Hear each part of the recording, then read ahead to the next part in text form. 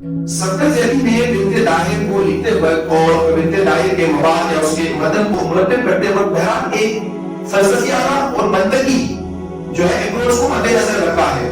वो कोई एब्स्ट्रैक्ट अंदाज में, वो कोई बिल्कुल तजरीदी सोच के तहत उन्होंने नहीं लिखा। लेकिन कोई 20 साल के करीब सिंधी खवातीन बानी बनाकर या जिसको हम गुलाम कह रहे हैं, कनीज कह रहे हैं, वो बाकायदा यहाँ से ले जाए गए क्योंकि अरबों की रिवायात थी।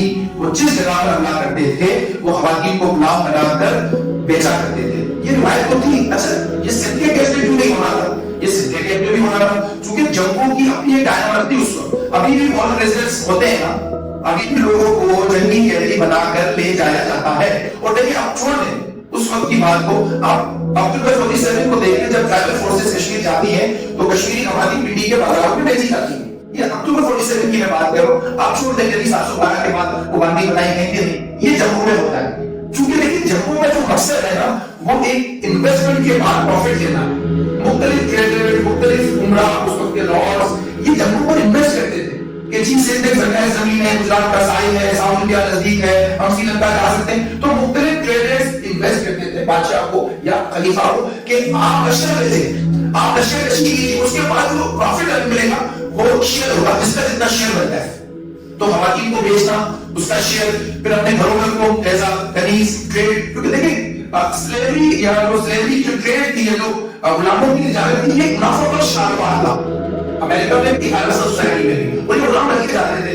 गुलाम एक माशी एक मईशत का हिस्सा था। तो लिहाजा ये जो वसाइल साथ देते थे उसके साथ कनीजों को, मर्दों को, बच्चों को गुलाम बनाकर भी ले जाते थे। क्योंकि उस दौर की मईशत में जिन लोगों ने इन्वेस्टमेंट की थी उन्हें तो अपना प्रॉफिट चाहिए था।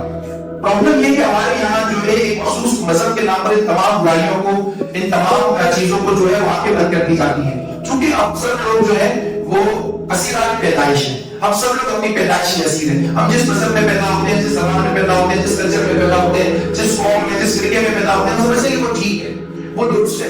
तो क्रिटिकल थिंकिंग या क्रिटिकल स्टडीज हमारे सामने नहीं है। अंग्रेजों ने इंडिया को लूटा, $20 ट्रिलियन लूट कर यहाँ से ले गए। स्टडी की जाए कि मोहम्मद बिन कासिम ने सिंध को किस तरह से लूटा था। हमारे पास उस तरह के अलावा तो नहीं है या उस तरह के हिस्टोरिकल रेफरेंसेस तो नहीं, लेकिन दौरान लूटमार जरूर हुई है।